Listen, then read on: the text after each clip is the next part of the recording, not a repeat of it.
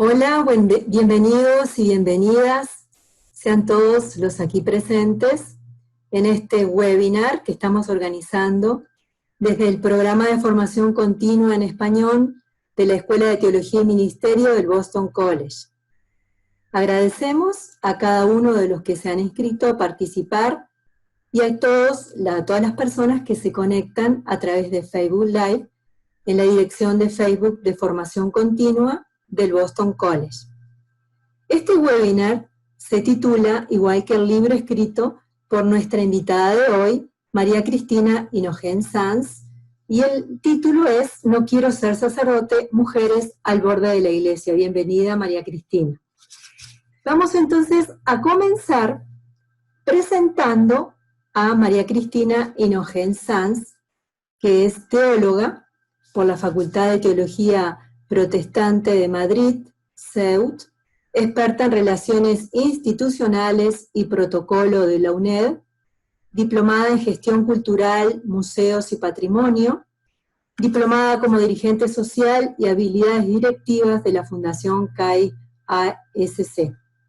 Colabora en la revista 21, Vida Nueva, en Eclesia, en el Observatorio Romano, también en una página de la Facultad de Teología de Göttingen, Alemania, y también cuenta con publicaciones, además de este libro, No quiero ser sacerdote, mujeres al borde de la iglesia, otros libros como Vía Crucis de la Misericordia, El Cantar de los Cantares, publicados por la editorial PPC.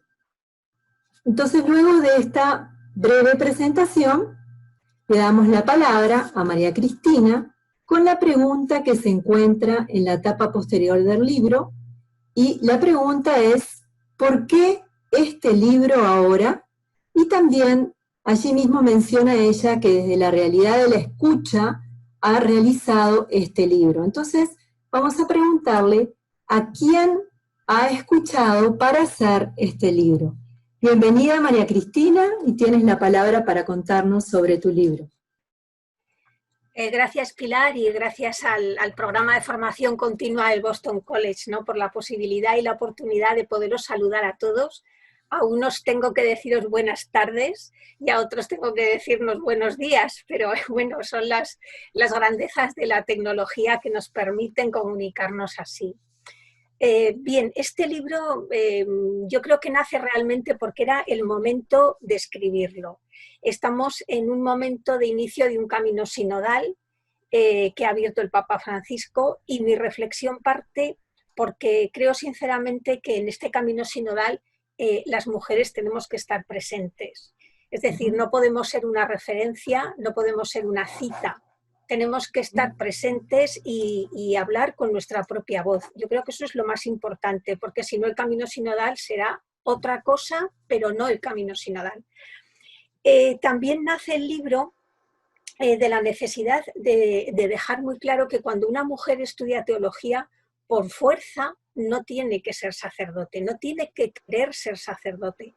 Y parece que es una vinculación muy estrecha, que a mí sinceramente me duele porque veo que siempre se relaciona directamente el estudio de la teología con el sacerdocio como si no tuviera otras aplicaciones, lo cual me parece que es reducir enormemente el horizonte tan amplio que tiene la teología, y sobre todo me parece que es una forma de empobrecerla cuando parece ser que solo encamina al sacerdocio, ¿no?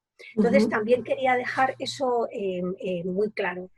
Es verdad que el título del libro, los títulos se buscan siempre que sean atractivos o llamativos de alguna manera, pero el libro no se agota, digamos, en lo que es el título. En realidad el libro abarca pues, desde el propio estudio de la teología, cómo evangelizar siendo mujer, recuperar figuras femeninas, sobre todo del Nuevo Testamento, aparte de las que nos puede presentar Pablo, pero en el propio Evangelio hay muchas mujeres que evangelizan. Es también una reflexión sobre la Iglesia del siglo XXI. Quiero decir, abarca muchos temas que no se agotan directamente en el título, que reconozco que es llamativo, y que por otra parte es mi postura. O sea, yo no quiero ser sacerdote, veo que las mujeres estamos al borde de la Iglesia, pero eso no significa que yo no apoye a todas las mujeres que quieran serlo, y me imagino que luego en el transcurso de la conversación podrá salir. ¿Y cómo es eso que tú estabas diciendo, que no todas las teólogas, o sea, los que estudian teología, la meta final es el sacerdocio? Porque generalmente se asocia, bueno, estás estudiando teología, entonces tienes que tener un puesto, un lugar, o sea, como si quisiera realmente la cumbre sería el sacerdocio. Sí, y eso es una cosa que a mí al principio, bueno, me sorprendía, pero ahora casi me molesta, porque creo que a estas alturas ya se podría tener, en fin, otra visión de la propia teología. Me ha resultado muy curioso, y esto es como si abriese un paréntesis, la cantidad de correos electrónicos que he recibido de teólogas diciéndome: yo tampoco quiero ser sacerdote. Entonces me refiero que es una visión muy curiosa, porque quizás es como una especie de leyenda negra que nos persigue cuando hay muchísimos motivos para estudiar teología, independientemente de que haya mujeres que sí tengan esa vocación, porque es una vocación, ¿no? Claro. Pero me imagino que eso lo veremos después. Es el libro, de los que he escrito hasta ahora, es el libro más personal. Es verdad que cuando escribes un libro, escribes un artículo, vuelcas siempre algo de ti en el texto, ¿no? Pero es que este sí que es verdaderamente el más personal, porque está escrito, además, haciendo una oferta de diálogo y teniendo la comunión como horizonte. Y eso para mí son dos temas como muy personales dentro de la teología, y que me gusta compartirlos, y que decidí hacerlos en este libro. Es una reivindicación también, como mujer y como teóloga, muy consciente de mi identidad laical, porque yo tengo una vocación laical y una identidad laical muy clara y muy definida, pero me refiero que es como otros tienen otras, quiero decir, no es ni más ni menos. Es un libro que no evita preguntas incómodas, y en algún momento sí que tiene una crítica, pero he intentado hacerla siempre desde una postura muy constructiva. Invita a salir de esa postura respuesta, digamos, que hay en la Iglesia muy a menudo, que es: esto se hace así porque siempre se ha hecho así. Es una invitación a salir de ese ámbito de un falso confort y de un peligroso confort, y es también una posibilidad para que todos nos dejemos aconsejar por el Espíritu. Es cierto que hay un feminismo latente, pero que no es un feminismo que invite al enfrentamiento ni a una supremacía femenina sobre lo masculino, sino que invita más que nada a conocer el feminismo de la diferencia, que señala la igualdad entre varones y mujeres, y no tanto entre mujeres con varones, porque eso siempre, al final, siempre vencería, digamos, la visión masculina. Tiene como fondo, digamos, ver la necesidad urgente de recuperar el sacerdocio bautismal, y que es la clave para desmontar el clericalismo. Y fíjate que también la otra pregunta que te había hecho era a quiénes habías escuchado, ¿no? Y un poco lo que tú nos has descrito ahora es que como que has escuchado el sentir también de otras mujeres en la Iglesia, en la trayectoria de tu vida, en tu trabajo pastoral. Seguramente trabajas también con otras mujeres, y de esa relación, de esa reflexión también ha surgido este libro, ¿no? Sí, es que es eso, al final es una reflexión muy personal, porque he volcado todo aquello que previamente he recibido. Y pues por el trato con otras mujeres, con personas en general, porque me refiero que muchas veces también movernos en estereotipos muy cerrados tampoco me gusta mucho, ¿no? Claro, entonces, es verdad que he recogido ese sentir, y bueno, todo eso ha necesitado un periodo de silencio para poderlo, digamos, estructurar bien, y bueno, al final ha salido el libro. Claro, sí, y tú mencionas esa palabra de silencio, esa realidad, como el espacio de silencio, como decantando todo lo que has percibido, tus propias reflexiones para poder volcarlo. Sí, porque el otro día en una entrevista dije una cosa que mucha gente me ha reaccionado, no diciendo: pues no habíamos caído en eso. Es que el silencio no es siempre la ausencia de ruido, sino también la ausencia de ego.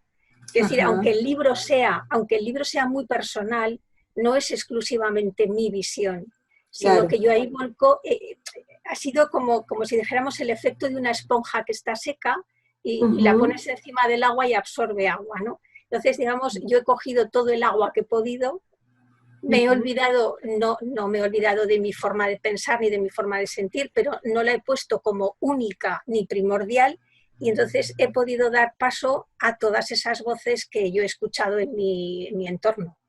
Claro. Vamos a saludar a todas a las personas que se están conectando desde distintas partes, nos escriben desde Buenos Aires, desde México, desde Boston, desde Argentina. Bueno, sean todos muy bienvenidos. Estamos aquí conversando con María Cristina Sanz, Inogen Sanz, y vamos a continuar con algunas preguntas. Si ustedes quieren hacer preguntas también pueden escribir en el chat y vamos a ir dialogando sobre este libro que ella ha escrito. Una de las preguntas que quería hacerte y que me han llegado cuando hemos mandado la invitación a este webinar es la siguiente para comenzar este diálogo y así ir ahondando en el contenido de tu propio libro, ¿no? Una persona me escribió preguntando, ¿cuál cree usted que tiene que ser el papel de la mujer en la iglesia fuera de la funcionalidad que siempre tendemos a etiquetar a la gente dentro de las parroquias? A ver, sinceramente creo que el lugar de la mujer en la iglesia tiene que ser al que ella se sienta llamada después de aceptar su compromiso bautismal. Una vez que se entiende el compromiso bautismal, todos en la iglesia estamos llamados, convocados, vocacionados a algo. Y eso es esa llamada, esa vocación, es la que tiene que determinar nuestro lugar. No tenemos que depender las mujeres ni los hombres, pero quizá las mujeres en esto siempre nos hemos visto más relegadas, ¿no? Pero no tenemos que depender, aunque ahora sea así, pero digamos que el camino tenemos que trabajar en el sentido de no tener que depender de que se nos consienta, vamos a decir, tener un lugar determinado. Claro. Sino que la propia reflexión de nuestro compromiso bautismal, cuando entendemos realmente a qué nos lleva y a qué nos compromete, eso determinará también a qué estamos llamadas. Y eso es lo que tiene que determinar el lugar de la mujer en la iglesia, no las Claro, concepciones.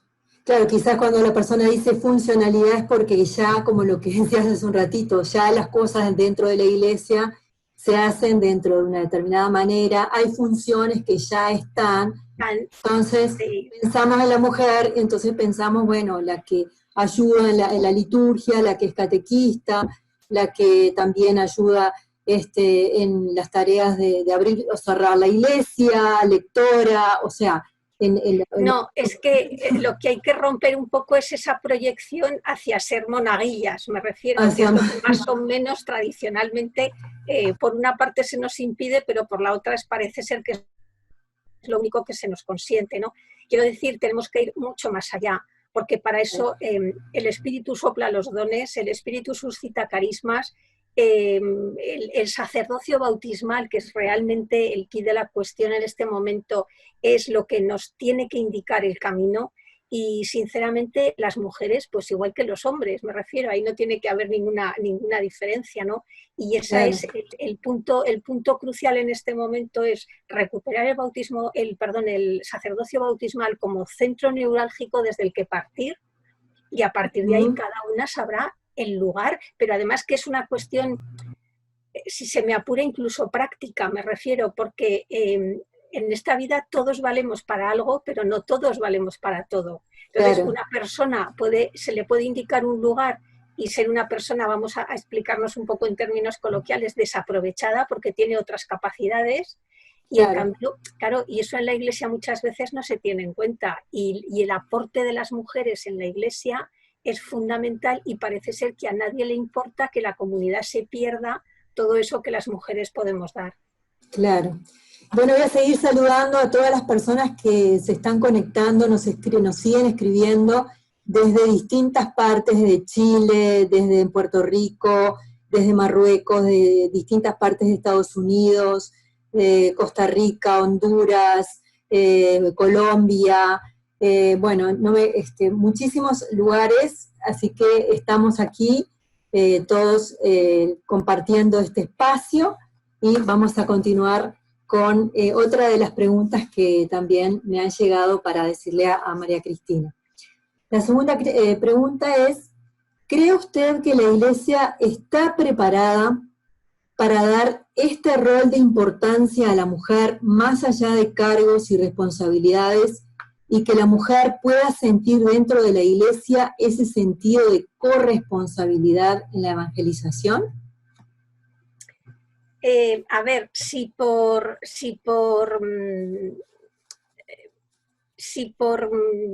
iglesia entendemos iglesia jerárquica, no está preparada porque le cuesta mucho aceptar nuestra presencia en determinados puestos o lugares. Si entendemos iglesia como todo el pueblo de Dios, se necesitaría tener un laicado muy bien formado y muy maduro para que también desde la voz del laicado, en general me refiero, se propusiera, ¿no?, que la situación de la mujer en la iglesia cambiase. Porque en algunos sitios da la sensación de que la única función del laicado es la obediencia. Y eso no es. Quiere decir, hace falta formar a un laicado que sea capaz de hacer propuestas, que sea capaz de generar inquietudes y de tener también una voz propia. Las mujeres sabemos y sentimos que tenemos un sentido muy desarrollado de la corresponsabilidad en la iglesia, porque si no, no estaríamos en ella. Buscaríamos otro lugar donde poder desarrollarnos en ese aspecto. Y tenemos una capacidad innata para ir a lo esencial, por lo tanto en la iglesia para ir a evangelizar. Y esto lo vemos y lo hemos visto, por ejemplo, en el Sínodo para la Amazonía, la cantidad de mujeres que, bueno, se ha focalizado mucho y quizás se les ha dado mucha visibilidad a través del sínodo, ¿no? Pero quiero decir, en Europa, que Europa es también un continente de misión ya en este momento, hay mujeres igual que también desarrollan labores que oficialmente les están negadas, pero a la hora de la verdad las tienen que hacer, que es decir, actúan como diáconos realmente, aunque oficialmente no puedan ser diáconos, ¿no? Entonces, esto también sirve para destapar un poco esas paradojas que se dan en la Iglesia en este momento. Claro.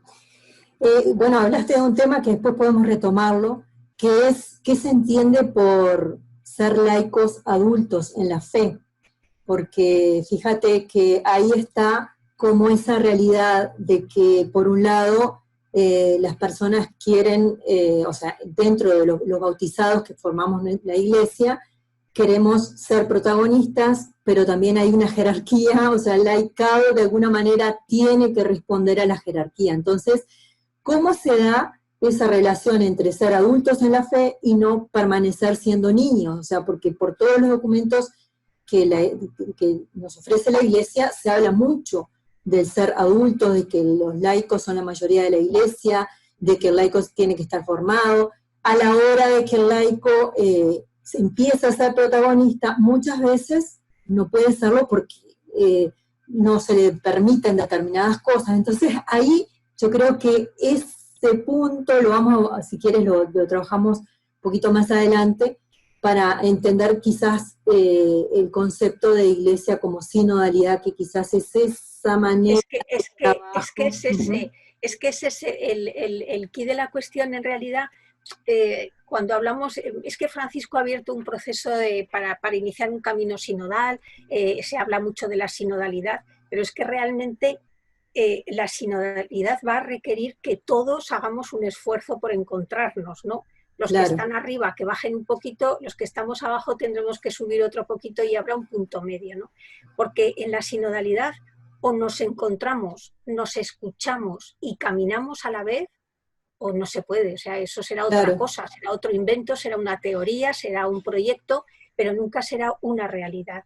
Y todos los documentos que escribe la Iglesia que animan a que el laicado se forme, crezca, sea adulto y demás, en el fondo no son más que ejercicios teóricos, porque a la hora de la verdad eso es muy difícil vivirlo. Entonces, todos estos procesos que está abriendo Francisco en este momento, no solo el del camino sinodal, sino me refiero a otros muchos, cuesta ver a nivel desde iglesia local que haya manos tendidas dispuestas a recoger ese testigo que está entregando Francisco para llevar a cabo y hacer realidad todos estos procesos, ¿no? Para seguirlos, continuarlos, que no son procesos rápidos, porque Claro. son cuestiones que van a llevar su tiempo, pero se tienen que iniciar, porque si no se inician nunca todavía se retrasan más en el tiempo. Claro, también en la Iglesia hemos tenido experiencia a lo largo de los tiempos, de los 2000 años, digamos, donde los laicos han tenido un protagonismo muy importante. Si nosotros, por ejemplo, hacemos un análisis de todo lo que sucedió con la Acción Católica, aquellos laicos que fueron formados y que se les dio también las herramientas para incidir en la sociedad, estoy pensando en América Latina, todos los laicos que muchos fueron políticos y políticos importantes, bueno, ahí entraríamos en otro tema, pero hay una realidad que se dio a nivel, o sea, como visión de iglesia, o sea, que se les dio herramientas, se los formó, eran los propios laicos los que llevaban adelante hasta los mismos movimientos, la formación de sus iguales, estoy pensando en los movimientos de estudiantes, universitarios. Entonces, hay experiencias también donde han sido exitosas. Después, por determinadas situaciones, la iglesia como que camina, da pasos adelante, pasos hacia atrás, queda en el medio. O sea, somos un organismo vivo porque como sociedad, la iglesia es parte de la sociedad, o sea, somos parte de la sociedad y somos un organismo vivo porque cada uno tenemos un tiempo histórico de vida y en ese tiempo ejercitamos lo que comprendemos. Y lo que pasa es que nos cuesta aprender muchas veces, porque, por ejemplo, todos estos movimientos que has ido comentando tú en este momento han demostrado que precisamente se es adulto cuando se tiene un grado de autonomía que te permite trabajar. Y que la autonomía de los laicos en determinados momentos, y que sería lo ideal, porque eso significaría una madurez en la fe también, esa autonomía no está reñida con la comunión. Claro. Pero el concepto de comunión que seguimos teniendo es como que hay que decir amén a todo, claro, y hay que ser obedientes a todo. No, mire, un adulto, un laico adulto en la fe tiene capacidad de respuesta, capacidad de interrogantes, de lanzar interrogantes, capacidad de responder esos interrogantes, de hacer propuestas y sobre todo de mostrar una autonomía que no va a romper para nada la comunión en la Iglesia. Y yo creo que eso ha venido por temporadas, vamos a decir así, ha habido temporadas en la Iglesia que se han dado, pero luego siempre hay una especie de miedo atávico ahí en la jerarquía a dejar un poco que esa autonomía siga avanzando, ¿no? Y quizás eso es lo que al final convierte los documentos de la Iglesia en unos ejercicios de teoría preciosos, pero muy complicados de llevar a la práctica. Claro. Y antes de pasar a otra pregunta, agradecemos a los participantes que se han incorporado desde Italia, desde Ecuador, desde Honduras, también nos siguen escribiendo de distintos lugares de América Latina. Y tenemos otra pregunta, o la tercera pregunta. ¿Qué pasa con quienes no están contentos o contentas con los sacerdotes, que los sacerdotes sean solamente los hombres, no solo por querer ser sacerdote, sino por ejemplo porque no se sienten representados por ellos, porque sienten que la iglesia les cierra una opción? No nos olvidemos que hay muchas otras iglesias que sí tienen sacerdotisas, pastoras, hasta obispas, y resulta una muy buena opción para las comunidades. A ver, no sentirse representada por los sacerdotes varones, yo es una cuestión que no me planteo. No me planteo porque asumo que Jesucristo se encarnó en la carne humana, ¿no? Varón y mujer. Por lo tanto, yo ahí se hizo carne de varón y se hizo carne de mujer. Y no me planteo tanto eso de no sentirme representada, porque sería, en cierto modo, caer en lo mismo que hacen ellos, ¿no? Nosotras no podemos representar a Jesucristo porque no somos varones. Me parece que es llevar las cosas un poco lejos. Se pueden hacer planteamientos, sí, pero tampoco hay que ser tan rupturistas porque es muy fácil caer. El problema es que al final dogmáticos podemos ser todos. de un lado y de otro, ¿no? Entonces hay que tener mucho cuidado en planteamientos y en reflexiones que nos pueden llevar a un dogmatismo de un extremo o de otro. Eso por una parte.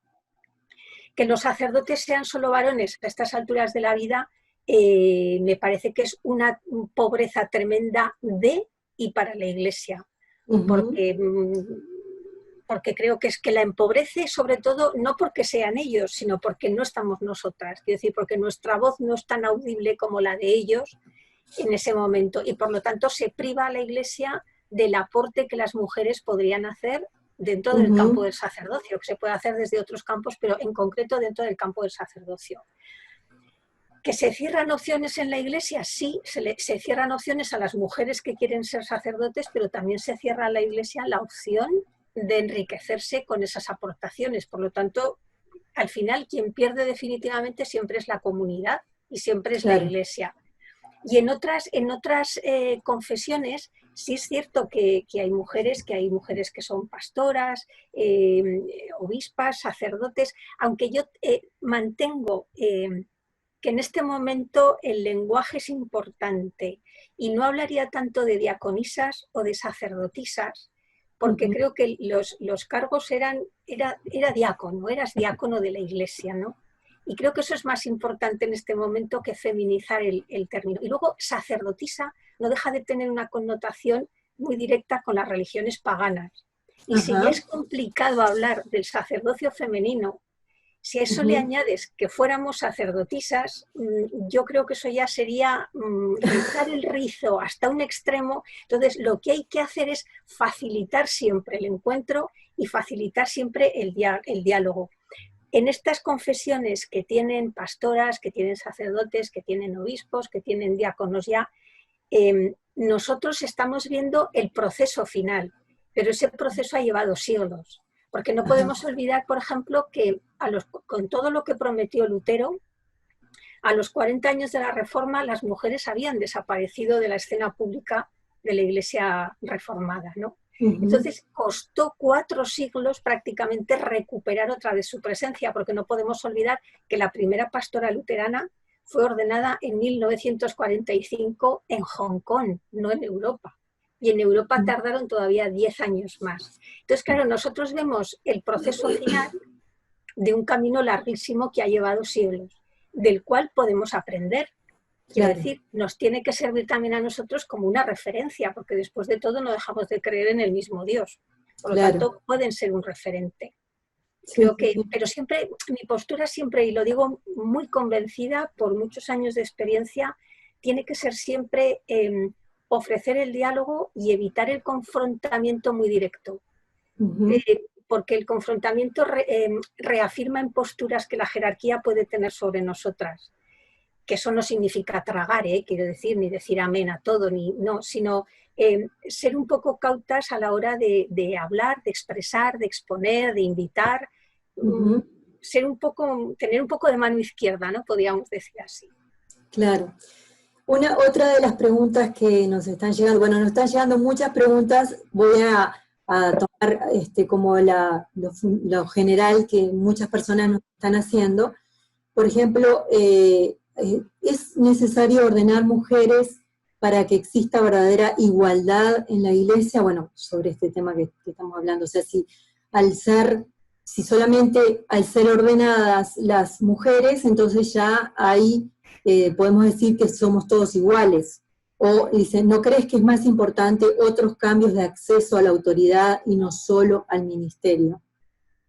Sí, vamos, yo creo que con el título del libro ya he dejado bastante claro que personalmente yo no quiero eso, ¿no? Pero insisto una vez más que defenderé y apoyaré a las que quieran. Yo no creo que en este momento lo más importante sea el sacerdocio femenino como tal.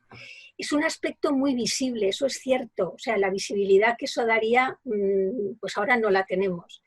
El acceso a determinados cargos podría ser, pero hay que analizar un poco la situación. Es decir, hay que mirar el conjunto del problema. Y en este momento el conjunto del problema tiene un nombre que se llama en la Iglesia clericalismo.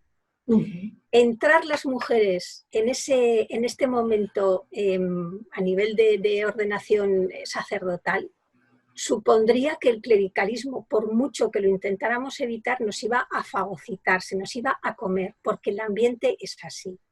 Claro. Hay que empezar primero por hacer... No, esta vez yo no hablaré de catequesis porque no creo que sirviera una catequesis. Lo que habría que hacer sería toda una reeducación teológica para, yo calculo que un 98% del clero y de la jerarquía que se tendría que reconvertir en su forma de pensar y en su forma de ejercer el episcopado y el sacerdocio, porque son estructural y mentalmente masculinas y clericales. Y entrar en ese mundo yo creo que no sería fácil. Y ahí también podríamos aprender mucho de las primeras pastoras ordenadas en Alemania, que no lo tuvieron fácil precisamente por eso, ¿no? Y creo que no es lo más importante. Yo creo que en este momento la dirección tiene que ir hacia recuperar el protagonismo absoluto del sacerdocio bautismal, porque solo desde ahí se podrá empezar, que será largo, será un proceso largo, pero una vez que tengamos esa identidad del sacerdocio bautismal, eso nos permitirá hacer otro tipo de teología. Ese tipo de teología nos permitirá ir cambiando la estructura de la Iglesia con la inestimable ayuda del cambio del Código de Derecho Canónico, porque si no, no podremos hacer nada, porque nos encontraremos siempre con el veto de determinados cánones, y a partir de ahí es cuando verdaderamente se darán las condiciones para poder acceder al sacerdocio ministerial a las mujeres. Pero lo que nos iguala realmente en la Iglesia no es llegar a ser sacerdotes, sino el bautismo, el sacerdocio bautismal que todos tenemos a partir del bautismo. Pero hace falta, tiene que ser un empeño común, un empeño de muchísima gente de Iglesia, el ir caminando en esa dirección. Porque la jerarquía no está por la labor. Y cuando tú hablas de clericalismo, bueno, que es una realidad que también está, bueno, las personas, las mujeres mucho la sufrimos, por el sentido de la autoridad, de que eso no pueden hacerlo, de esto sí, en la manera de relación con los demás. O sea, el clericalismo se expresa en una manera de ejercer el poder no desde una hermandad, sino desde un crearse superior. Y yo creo que también con lo que estás explicando, nos invita a pensar este cambio de volver hacia el bautismo, a tomar la teología del bautismo también, es la presencia del Espíritu que todos tenemos. Claro. O sea, cuando nos conectamos con el Espíritu que nos habita, ahí nos sentimos igualados. En la vocación que cada persona tiene que, o sea, está llamada a realizar. Entonces, es que perdona que te interrumpa, pero se da una paradoja. El otro día estaba preparando otra cuestión, ¿no? Y estaba leyendo el texto de Hechos de los Apóstoles, cuando Pedro repite las palabras de Joel: vuestros hijos y vuestras hijas profetizarán y demás. Entonces, da la sensación de que la explicación de la escena de Pentecostés es siempre algo que solo sucedió para los 12 apóstoles. Y claro, eso da la sensación de que hay como una especie de apropiación del Espíritu, cuando el Espíritu se nos ha dado a todos en el bautismo y en la confirmación. Claro, dices, a partir de ahí, una cosa es que tú tengas una función dentro de la Iglesia, pero otra cosa es que ya te quedes y acapares con todo. Claro. Pues no, a ver, por eso hay que retroceder. Mira, hay una cosa que, por esto mismo que estaba preparando, he estado releyendo Amoris Laetitia, ¿no?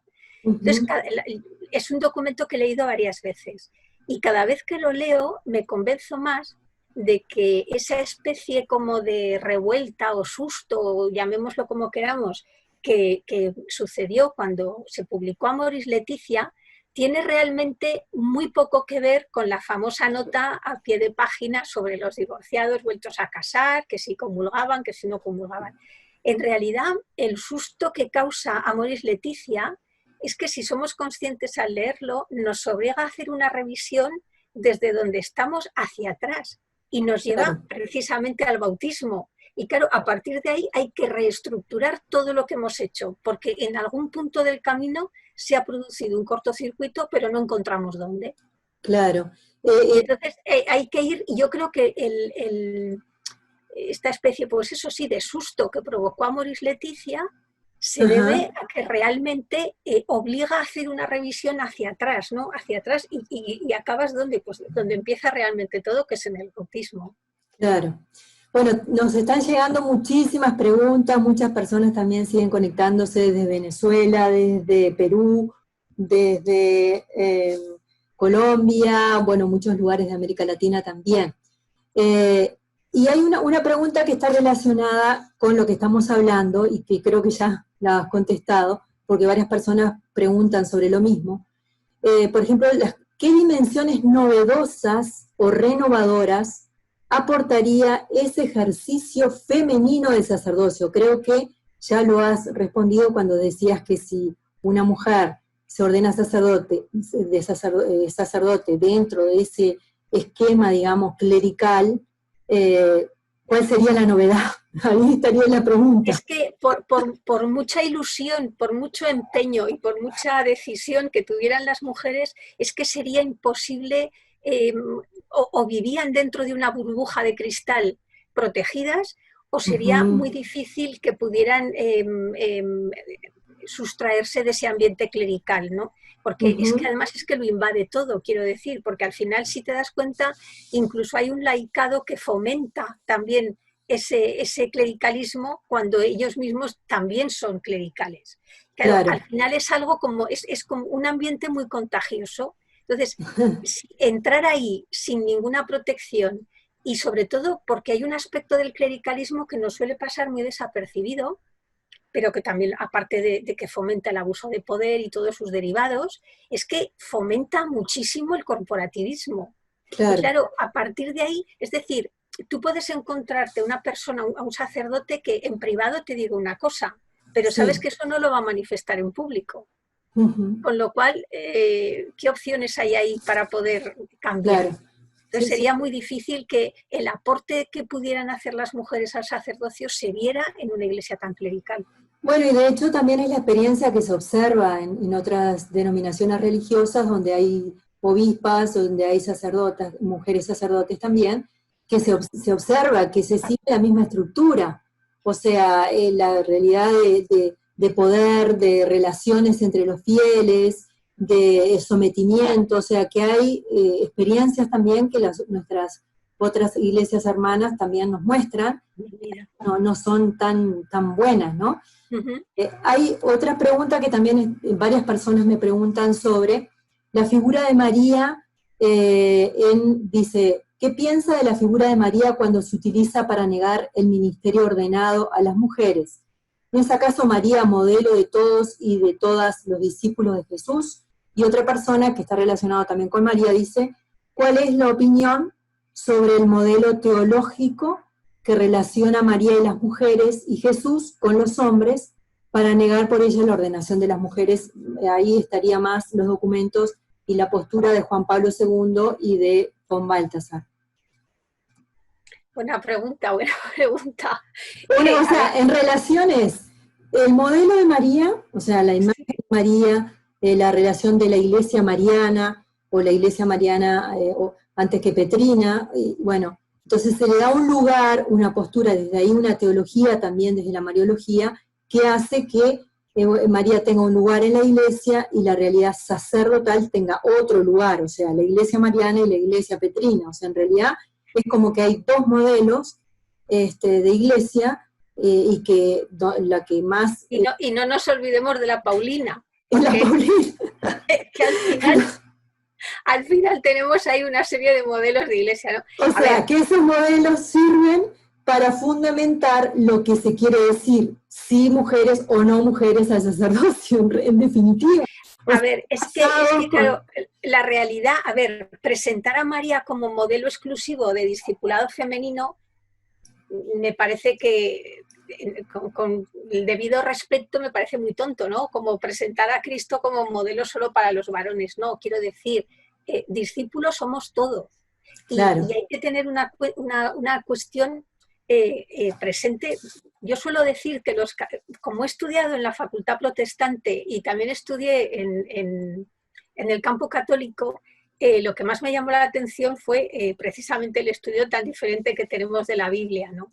Entonces, yo suelo decir siempre que los católicos no leemos la Biblia, pero ya no es que no la leamos, es que nos conformamos con que nos la lean y hasta con que nos la cuenten. Quiero decir, con lo cual todo nos viene como de muy tercera mano, ¿no? Pero si nos damos cuenta, en el Evangelio de Juan no aparece la palabra apóstol, todos son discípulos. Y eso es muy importante. Quiero decir, ese es un aspecto que es muy importante para todo lo que estamos tratando, porque discípulos somos todos. María propiamente también era una discípula, ¿no? Entonces, no hay que presentar un modelo tan separado, vamos a decir, es que esta iglesia tiene que ser más mariana porque la figura de María, lo cual en el fondo no deja de ser una muestra más de lo que la imagen de María puede llegar a ser utilizada muchas veces dentro de la propia iglesia. Eso también es un aspecto que hay que tener en cuenta. Y referente a la postura que mantiene Juan Pablo II y von Balthasar, a ver, los dos tienen un pensamiento muy concéntrico, la verdad sea dicha.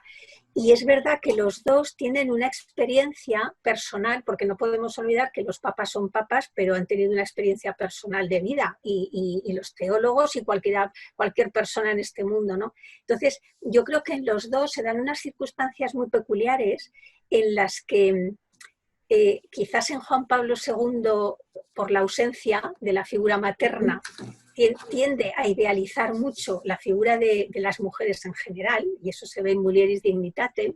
Es decir, en Mulieris Dignitatem tiene párrafos muy maravillosos, muy, muy buenos, pero en el conjunto lo que hace es volvernos a meter en un fanal. Claro. Y que no nos pase nada y que ahí estamos, ¿no? Y von Balthasar tiene la experiencia de Adrien von Speyer, y bueno, pues también le marca, quiero decir, ¿no? Pero son casos muy concretos. Ojo, y no digo por eso que no sean válidos en parte de sus reflexiones, realmente.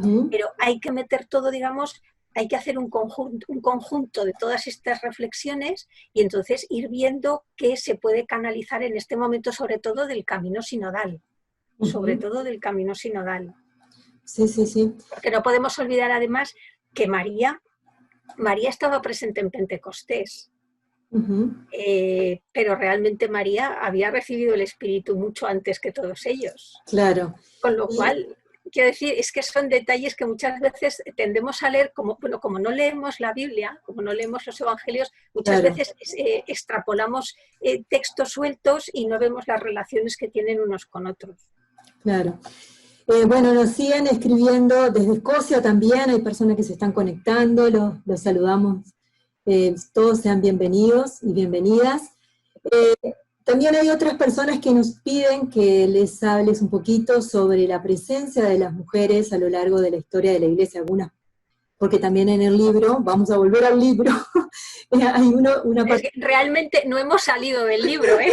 No hemos salido del libro. Cuando digo volver al libro, volver a las páginas del libro, donde está escrito, así la gente le da ganas de leerlo y de comprar, de tenerlo en sus manos, ¿no?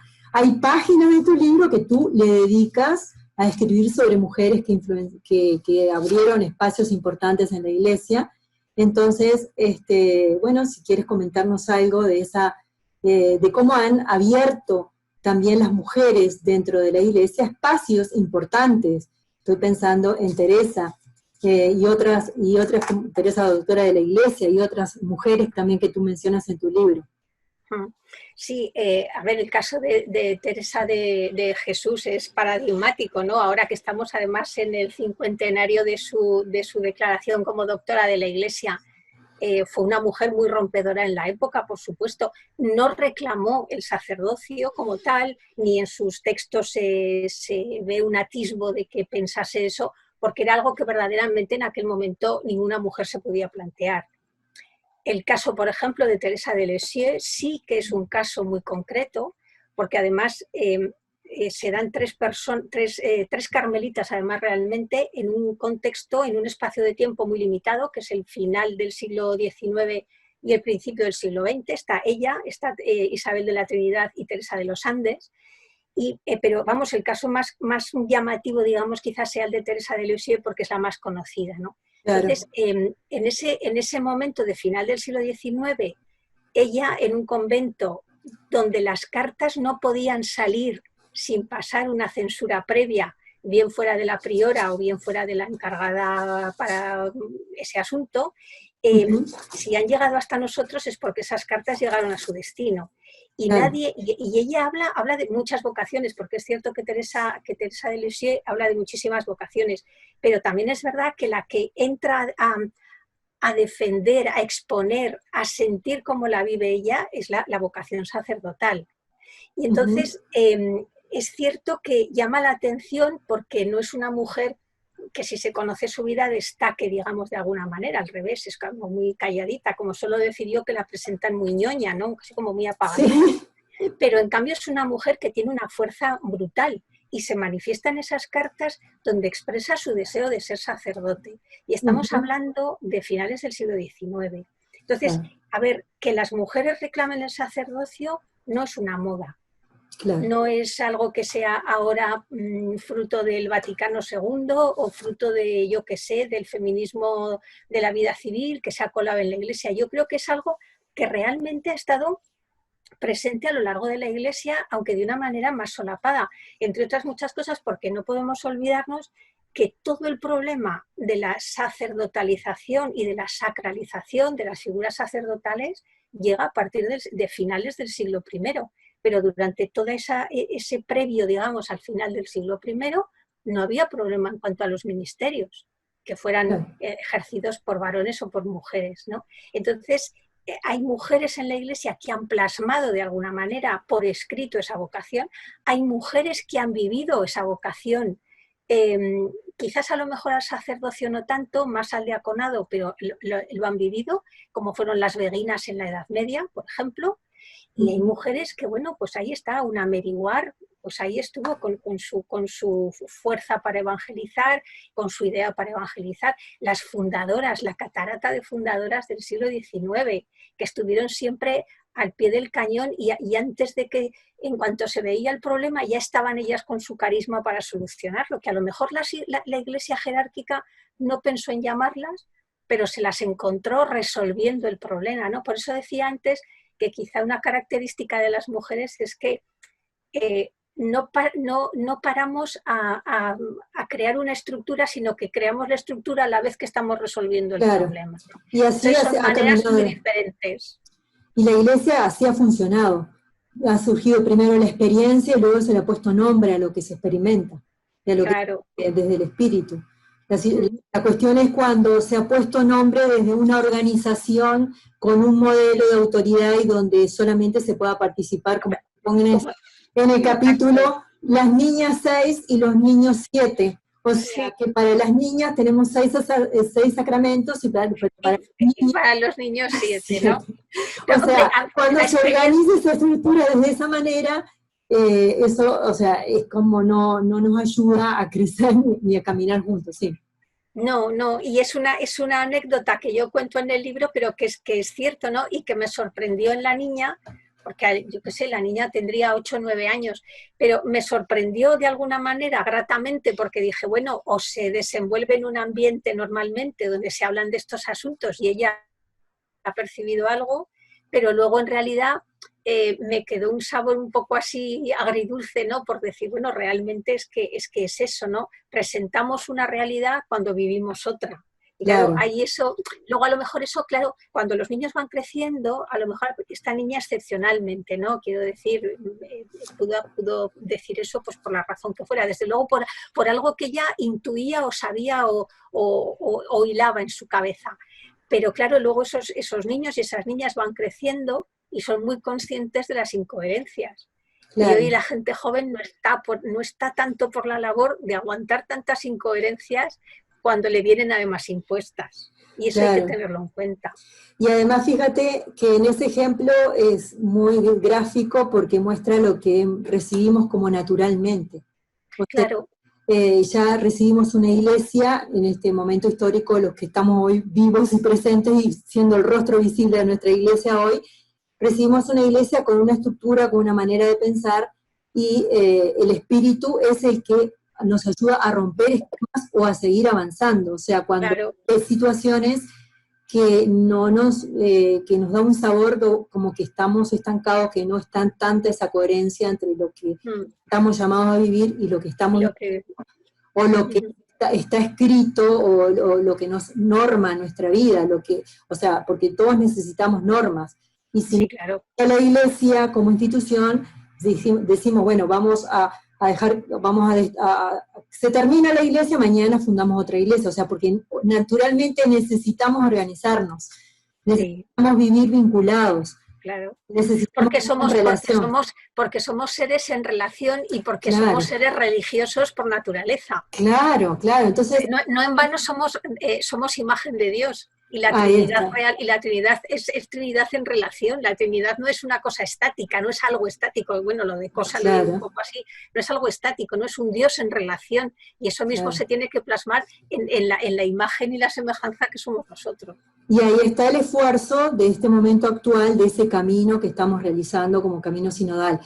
Claro. Hay también una de las preguntas, y algo también para volver a tu libro, que está relacionado con lo que algunas personas me preguntan sobre la autoridad y el autoritarismo. Si una cosa es las personas que tienen una autoridad jerárquica en la iglesia y otra manera es que ejerzan esa autoridad con autoritarismo, que está relacionado con la manera de relaciones que tenemos dentro de la iglesia, y tú mencionas en tu libro, de la página 34, de los miedos que muchas veces los varones tienen hacia las mujeres, miedo a lo desconocido, miedo a las propias reacciones de las mujeres, miedo a compartir espacios y lugares. O sea, esos miedos que tú lo ves como una realidad que sucede en las relaciones sociales, también se trasladan a la realidad eclesial, porque nosotros vivimos dentro de una cultura, nos formamos dentro de una cultura, y somos personas que a veces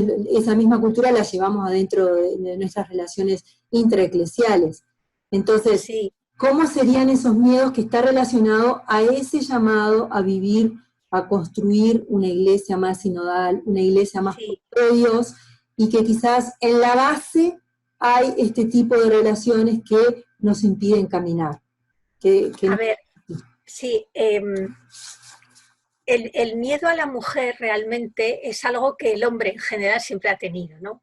El hecho de que seamos generadoras y dadoras de vida era algo que al hombre a lo largo de la historia siempre le ha fascinado y en cierto modo le ha provocado un cierto miedo, ¿no? Porque era algo incomprensible durante mucho tiempo. Ese miedo, digamos, atávico del varón se ha trasladado a la iglesia. Aparte, ya de por sí natural, digamos, muy acrecentado por un clericalismo. Pero por un clericalismo que lamentablemente se manifiesta en el miedo, pero en un miedo que además se traspasa de generación en generación a través de la formación que reciben los propios sacerdotes. Y claro, es muy difícil desmontar todo lo que abarca eso. El camino quizás, bueno, los miedos son porque tienen miedo, porque no saben muchas veces, a mí me sorprende cuando que hay sacerdotes que no se saben comportar de una manera natural delante de una mujer, y no hay más que ver su lenguaje gestual, su lenguaje corporal, eso se denota, ¿no? Luego hay un miedo porque no nos conocen, porque yo suelo repetir con frecuencia que hablan con nosotras, hablan de nosotras, pero no con nosotras, con lo cual tienen referencias, y esas referencias que siguen teniendo son muy aristotélicas, y tienen una imagen todavía de la mujer bastante marcada por San Agustín y por Santo Tomás, que yo no tengo nada contra ellos. Quiero decir que a mí San Agustín y Santo Tomás pensaran como pensaban en su época, pues no hace más que reflejar que eran hijos de su tiempo y de su cultura. Ahora, que haya hombres hoy pensando como San Agustín y como Santo Tomás respecto a las mujeres, me parece que es de una pobreza absoluta, porque estamos en el siglo XXI. Eso por una parte. Y luego tienen miedo también porque, sobre todo cuando las mujeres, digamos, invadimos, entre comillas, ¿no? Su campo en la teología, porque ven de alguna manera que su espacio se ve amenazado, que su espacio está amenazado, su lugar. Y claro, en cuanto te acercas a ese ambiente donde el poder juega con toda su fuerza, si ven amenazado la parcela de poder, todavía la reacción es de mucho más miedo, porque se atrincheran, digamos, en su idea, en la idea que tienen sobre nosotras. Todo eso se puede romper, se puede. ¿Cómo? Yo creo que un punto muy importante es que las mujeres tuviéramos acceso a la formación de los sacerdotes. No me refiero a las clases, porque claro. en las clases influyes hasta cierto punto, pero en la formación que se da en los seminarios, en lo que es la formación específica, si hubiera mujeres, esa cadena de transmisión del clericalismo en algún momento no sería en la primera generación y posiblemente en la segunda tampoco. Pero digamos que se iría de alguna manera, algún eslabón podría ir rompiéndose. Pero mientras estén formados por varones, sola y exclusivamente, seguirán siendo clericales. Y manifestarán ese miedo, yo he dicho pues eso de 2 o 3 maneras, pero hay muchas maneras, como manifiestan el miedo ante la presencia de la mujer. Sí, sí, sí. Y fíjate que también, bueno, me siguen haciendo preguntas sobre el sacerdocio bautismal, sobre cómo las mujeres también, si tienen más lugares donde, o sea, si el acceso de las mujeres a las decisiones es importante, eso ayudaría a que se igualaran más las relaciones. Y volviendo a este punto que tú estás diciendo, como que muchas veces ese miedo, ¿no?, que hace que los sacerdotes sientan distancia. Entonces, también las distancias, bueno, no ayudan a la hora de tomar decisiones. Claro. Porque si tú ves a la otra persona como una persona que, como un enemigo, entre comillas, ¿no?, por decir, sí. No vas a tomar en cuenta las decisiones, si nos vemos más como hermanos, como iguales, como que también, volvemos a lo del sacerdocio bautismal, en cada uno de los bautizados habita el Espíritu, y hay verdad en lo que estamos buscando, o sea, buscar lo que el Espíritu nos guía. Allí también descubrimos y se pueden tomar las decisiones al tomar en cuenta como verdaderas, como auténticas, sin miedos, también las opiniones de varones, de mujeres, de laicos. O sea, será ese espacio más invitado, digamos, a la fraternidad o la sororidad, no sé, un espacio sí. Más... Claro, es que, pero claro, por eso digo que el proceso será muy largo, porque llegar a determinados puestos en este momento o lugares de decisión va a venir por una concesión de la jerarquía. Eso no lo podemos decir. Nosotras no tenemos en este momento manera de acceder. Quiero decir, no hay elecciones para cubrir determinado puesto y que voten a las mujeres. Eso en la Iglesia no existe porque la Iglesia no es una democracia, es otra cosa, pero no es una democracia. Entonces, por una parte está el problema de que no podemos acceder salvo que sea una concesión de la jerarquía. Y luego está el problema de que es como un círculo vicioso. Como no te conocen, tienen miedo. Tienen miedo porque no te conocen. Entonces, no quieren conocerte porque así no hay peligro de que saquen el puesto. Ni de tener que pensar de otra manera, ni de partir de cero. Entonces, es una cuestión sencillamente de conversión personal y de conversión pastoral. Claro, ahí está la palabra clave. Claro, es que esa es la cuestión. O sea, se requiere una conversión personal y una conversión pastoral. Y ese es el quid de la cuestión. Pero claro, es que si nos creemos de verdad que queremos una iglesia sinodal, que sería volver al origen de ese siglo I antes de llegar al proceso final, cuando ya se va jerarquizando la iglesia, es que tenemos que romper los esquemas que tenemos. Y ojo, porque hay una cosa, yo voy a decir una cosa que alguna vez le he dicho y no ha sentado muy bien. Pero bueno, la Biblia es testigo, quiero decir. La Biblia, cuando habla de miedo, no es el miedo por algo desconocido, es que en el fondo el miedo, cuando habla de la fe, de lo contrario a la fe, no presenta nunca lo contrario a la fe como la increencia, sino lo contrario a la fe es el miedo. Por lo tanto, si tenemos mucho miedo, habrá que replantearse Sí, pero en esto hablo en conjunto de la Iglesia en conjunto, o sea, de todos, desde el Papa para el último que estén bautizando en este momento. Habrá que pensar si ese miedo nos viene porque creemos que la Iglesia está en nuestra mano y que de lo que nosotros decidamos depende que siga o que no siga, o de verdad nos creemos que la Iglesia está guiada por el Espíritu Santo.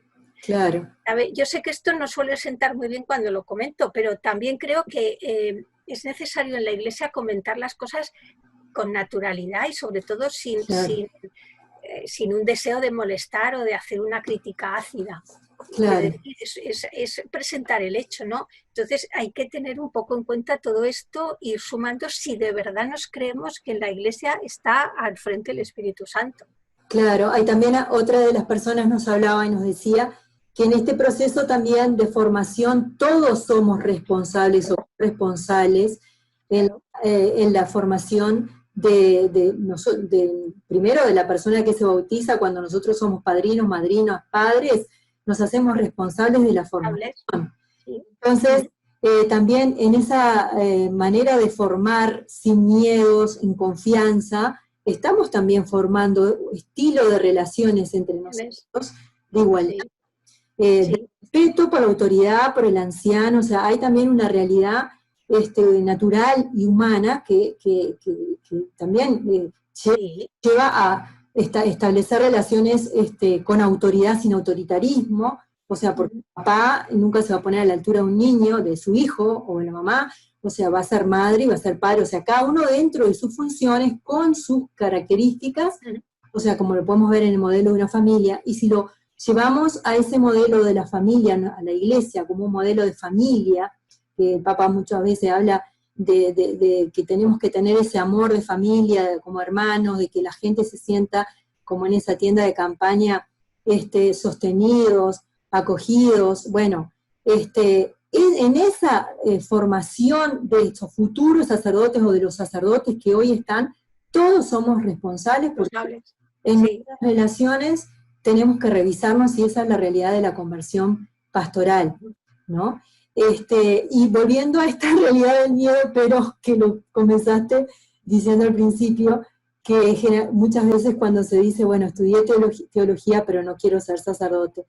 Si una mujer quiere ser diácono o diaconisa, no es porque quiera ser sacerdote. O sea, que también ahí, que es otro de los grandes temas que están aquí en las preguntas, y la sintetizo, es que el diaconado.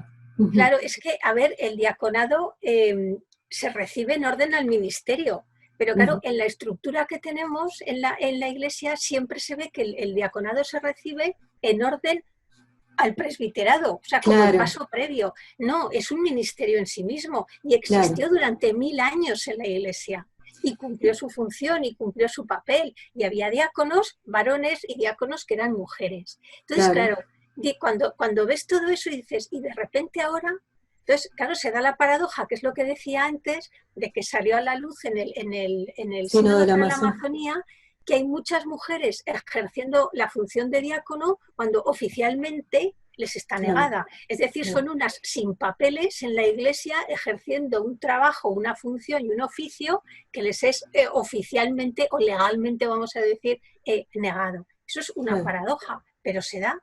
Claro. Se da. Y eso no quiere decir... Y la jerarquía la consiente porque se necesita. Claro, y eso no quiere decir que esas mujeres quieran ser sacerdotes, algunas sí y otras. Sí. O sea, que ahí volvemos de vuelta al mismo punto, pero quería ahondar en esto porque hay muchas personas que están preguntando sobre el diaconado y entonces quería redondear esa temática por allí.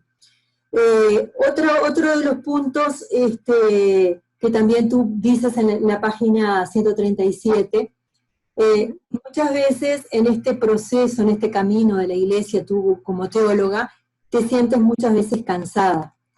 ¿Cómo sería ese cansancio que a veces las mujeres, yo me identifiqué mucho también con eso, que se han golpeado muchas puertas y las puertas permanecen cerradas, entonces como que nos cansamos de repetir muchas veces porque caen como palabras en lugares vacíos, ¿no? No, en lugares a ver,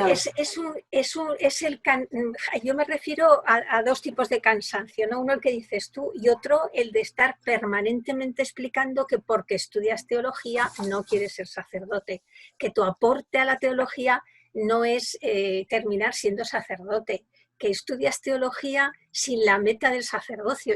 Yo en el libro explico que para mí el estudio de la teología fue un viaje, y es un viaje, y sigue siendo un viaje, porque me parece que es lo más maravilloso que yo he podido descubrir en la vida, mi vocación laica y mi vocación laica como teóloga. ¿Vale? Por una parte, es muy cansado tener que estar explicando constantemente que no quiero ser sacerdote, aunque sea teóloga. Eso por una parte.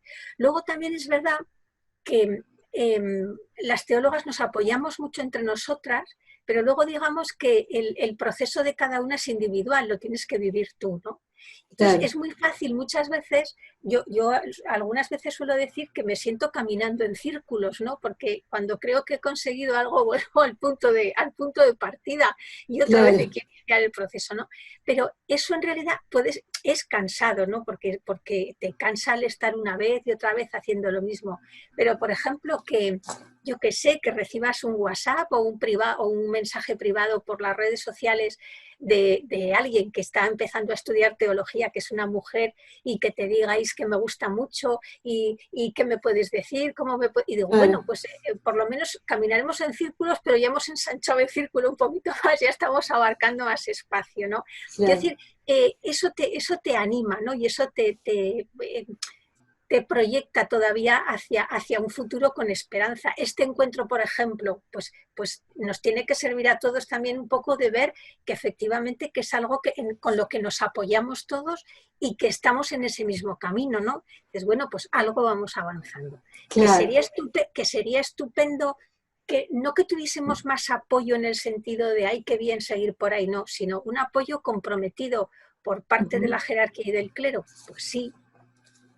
Sí, porque sí que hay una jerarquía que apoya, pero apoya muy poquito o son muy pocos. Entonces dices, vale, tenía que haber todavía más compromiso, pero bueno, es la realidad que tenemos, ¿no? Quiero decir, es aprender un poco a diferenciar el optimismo de la esperanza. Claro. Si eres muy optimista, ojo, porque el optimismo es una carrera de 100 metros y lo único que puedes hacer es correr muy deprisa, pero no tienes tiempo de plantear una estrategia. La esperanza es una carrera de fondo que te permite un poco adaptar las fuerzas, ir ahora más deprisa, ahora más despacio, sabes que hay un poco más de tiempo, pero te puede permitir hacer algún cambio. El optimismo no, yo por eso siempre huyo del optimismo. Cuando me dicen, ¿eres optimista respecto a? Digo, no, tengo esperanza, pero optimista no, porque es distinto, ¿no? Por lo menos yo lo veo de distinta manera, ¿no? Eso es un poco por ahí.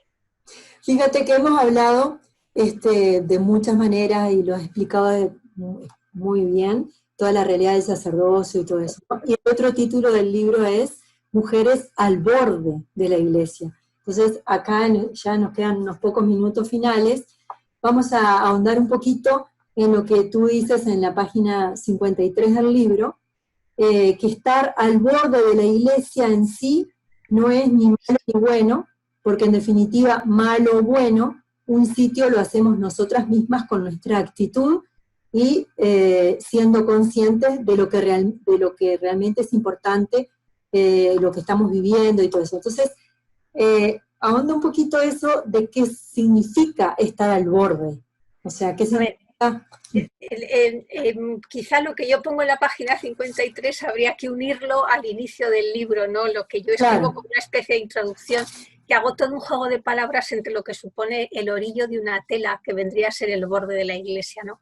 Cuando nosotros compramos una tela, la tela está rematada por ambos lados con un orillo que impide que el hilo que está entrelazado se deshaga, ¿no? Y eso es lo que mantiene el tejido. Entonces, que nosotras estemos en el borde de la iglesia no es precisamente la mejor forma de tener el tejido o de formar parte del tejido, pero es una parte importante.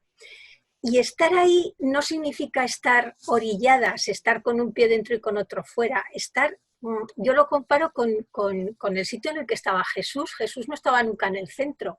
Nosotros lo hemos puesto en un centro y además lo hemos subido, ¿no? Digamos, lo hemos sacado de la realidad de pisar la tierra.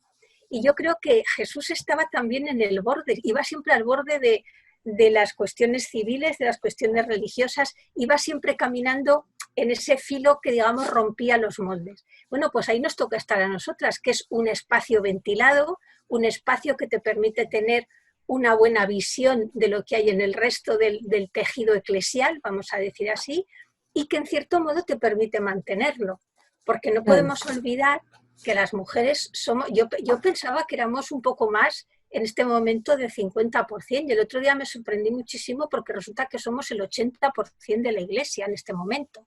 Y claro, si nosotras hacemos eso que se llama una apostasía silenciosa y decidimos un día empezar a abandonar, ¿qué tejido va a quedar ahí? Claro. ¿Qué tejido va a quedar ahí? Entonces, es una manera de estar en un momento determinado que no es el lugar definitivo, porque yo creo que a partir del compromiso bautismal nadie pide estar en el borde, digamos, en la zona, digamos, más alejada, pero bueno, es lo que tenemos y desde ahí podemos construir sí y mucho, porque la actitud es lo que marca. Claro. Y tenemos el espíritu, y eso es innegable. Sí, sí, sí. Bueno, si quieres compartir ahora libremente lo que quieras decir como, no sé, como síntesis de qué fue realmente lo que más, o cómo te estás sintiendo con todo lo, hacia dónde va tu libro, todas las repercusiones que está teniendo este libro en las mujeres. Pues, a ver, salió a la venta el día 6 de marzo, que se hizo un poco porque coincidiese con el Día de la Mujer, con el día 8 de marzo, pero nos pilló una semana en España del confinamiento, con lo cual no pudo salir en peor momento. Pero bueno, yo creo que las cosas que están hechas de una manera, yo creo que generosa, al final tienen la recompensa. El libro ha tenido mucho éxito. Todos los ecos que me llegan a través de reseñas, de comentarios, de críticas, son muy positivos. Me ha sorprendido mucho la cantidad de personas que se han puesto en contacto conmigo a raíz de salir el libro a la venta y a raíz de poderlos comprar cuando ya se pasó el confinamiento. Me ha sorprendido muchísimo porque no creía yo que pudiera gustar, sí, pero que tuviera esa repercusión, no, aunque estaba escrito con una idea de que sirviera para dialogar. Y realmente creo que ese objetivo lo ha cumplido mayoritariamente entre las mujeres, que me gustaría mucho que lo leyeran algún obispo, algún cura, quiero decir, sería bueno, ¿no? Y entablar un diálogo con ellos. Pero bueno, es lo que hay y me consta que gusta, me consta que ha motivado una reflexión, que es también de lo que se trataba, y bueno, para mí el objetivo está cumplido. Buenísimo. Y entonces te voy a hacer una última pregunta. Bueno, agradecemos muchísimo toditos los aportes de las personas que nos escriben, lo que pasa que el tiempo es limitado y no podemos leer cada uno de todo lo que nos dicen aquí las personas por medio del chat. Hemos tomado los temas a nivel general para que María Cristina los pudiera desarrollar. No hemos podido hacer todas las preguntas que cada uno de ustedes ha puesto allí. Pero creo que hay una pregunta que nos pueda quedar a nosotros sobre este tema, y que también María Cristina se la hace en su libro, y es: ¿llegará el sacerdocio ministerial para la mujer? ¿Veremos a las mujeres ordenadas? A ver, o sea, son las dos últimas preguntas que tú te las haces en el libro, y ahora yo te las hago a ti. Ya, ¿qué nos puedes decir sobre eso? A ver, ¿llegará el sacerdocio ministerial para la mujer? Probablemente llegará, pero no en la forma que nosotros conocemos ya el sacerdocio ministerial. Eso implica que no lo veremos. O sea, eso implica que no lo veremos porque es una cuestión de tiempo.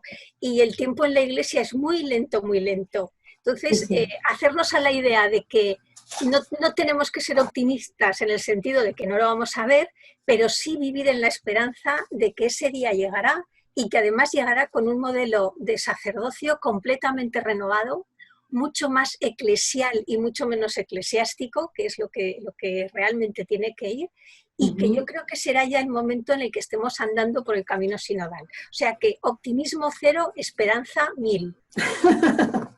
Bueno, agradecemos muchísimo este espacio, María Cristina, y todas las personas que quieran conocer más de su teología, conocer más todo este proceso, porque hay muchas preguntas relacionadas sobre la sinodalidad, cómo será, cómo es este camino de sinodalidad.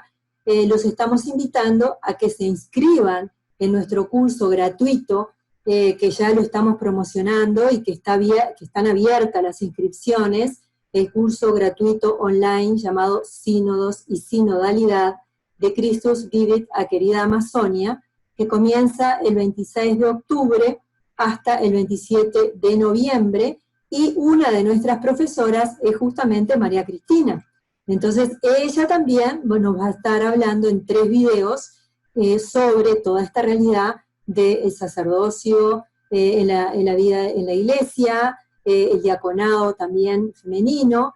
Entonces, si ustedes quieren conocer más cuál sería la visión de ella sobre su visión más específica de nuestra iglesia sinodal, bueno, los invitamos a que se inscriban en nuestro curso gratuito online.